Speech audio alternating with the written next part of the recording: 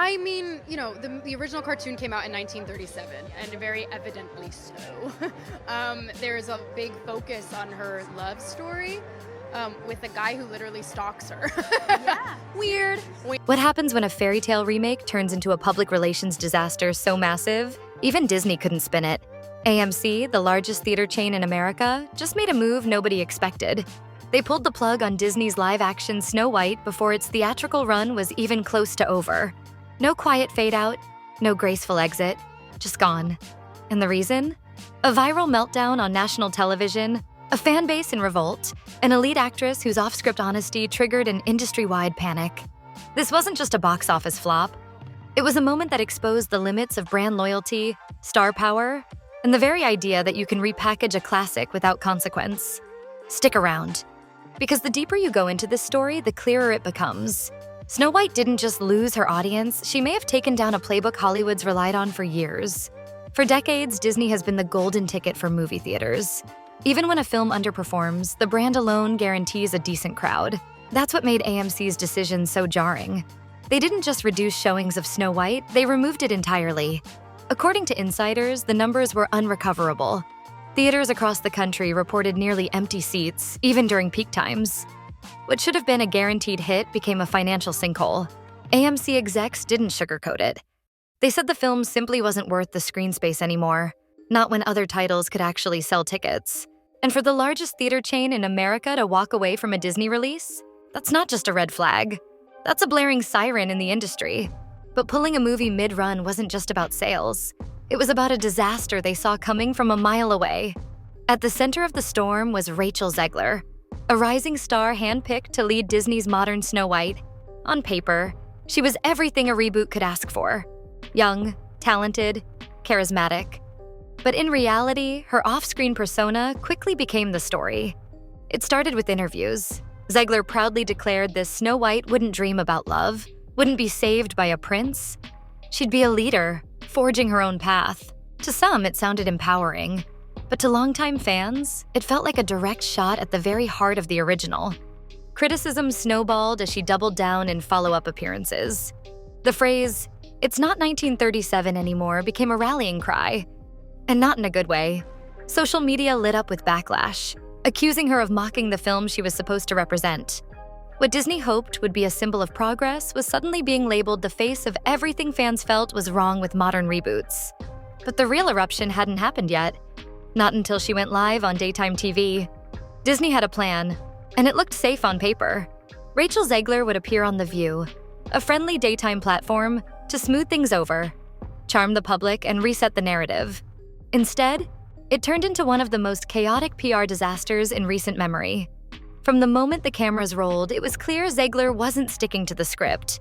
She veered off message, diving into political commentary, challenging traditional fairy tales, and dismissing the romantic themes of the original. Producers scrambled behind the scenes, waving signals, trying to guide her back.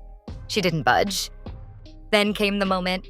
A bold, unscripted statement that implied fans clinging to the old Snow White needed to embrace change. Within seconds, it was trending. The show cut to commercial, abruptly. Rumors swirled that Zegler had been escorted off set. Partial clips leaked online and were instantly clipped, memed, and spread across every corner of the internet. The interview, meant to be damage control, became the ignition point of a wildfire, and suddenly Snow White wasn't just a movie. It was a symbol of everything fans felt they were losing. Long before the View meltdown, fans were already skeptical, and that had everything to do with the story itself. Disney's remake wasn't just a fresh coat of paint, it was a full rewrite. Gone was the prince. Gone was the classic love story. In its place, a new narrative about leadership, independence, and finding power within. Admirable on paper, but for fans who grew up with the original, it felt like Disney was tearing out the story's soul. Beloved moments were replaced with politically charged dialogue. Key characters were reimagined or removed altogether. Some fans felt like Disney wasn't trying to update the story, they were trying to erase it. The backlash was immediate. Hashtags like "Not My Snow White" trended for days. Parents who might have taken their kids were now second-guessing the trip. And the internet, always hungry for a symbol, found one in this movie.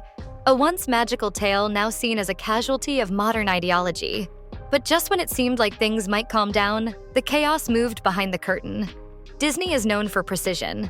Its PR machine is a fortress, polished, rehearsed, and nearly impossible to shake. But this time, the machine broke. What began as social media backlash soon spiraled into full-blown dysfunction. Cast members gave conflicting interviews.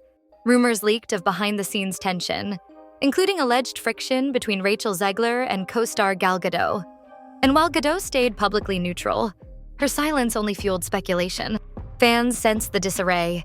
Every attempt by Disney to course-correct seemed tone-deaf or too late. Carefully edited promos couldn't compete with viral clips of Zegler's interviews.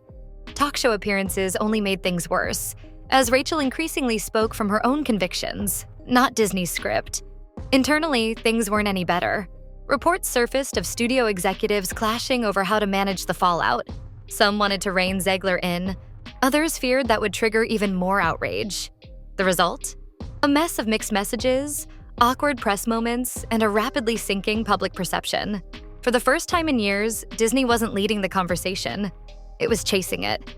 When a story makes it to the Joe Rogan Experience, it's no longer just internet drama, it's a cultural flashpoint.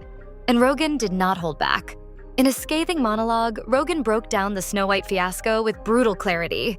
He mocked the idea that Disney thought branding alone could carry a film stripped of everything fans loved. Then he delivered the line that went viral. If you're remaking the autobiography of Malcolm X, you don't cast Tom Hanks. So why do this with Snow White? He wasn't just criticizing the casting. He was calling out the entire Hollywood playbook. The idea that you can gut a story, slap a brand on it, and expect loyalty. He highlighted how Zegler's comments, the story changes, and Disney's tone-deaf PR created the perfect storm. A meltdown, he said, that was waiting to happen. Rogan's take didn't just resonate with his audience. It validated what many fans had been shouting online for months. Suddenly, this wasn't just a PR problem. It was a referendum on how far a remake can go before it stops being what people came to see. In the end, all the controversy, backlash, and online firestorms led to one brutal truth: nobody was buying tickets. Theaters across the country were reporting near-empty showings, even on weekends. Parents skipped it. Casual moviegoers stayed home. Some walked past the posters in silence. Others openly mocked the film while buying tickets for something else.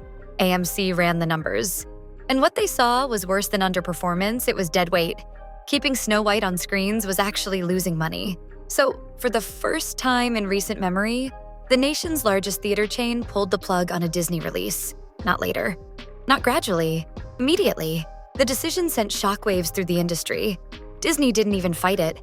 Insiders speculated the studio quietly agreed, knowing the damage couldn't be undone. Better to cut their losses than drag out the humiliation.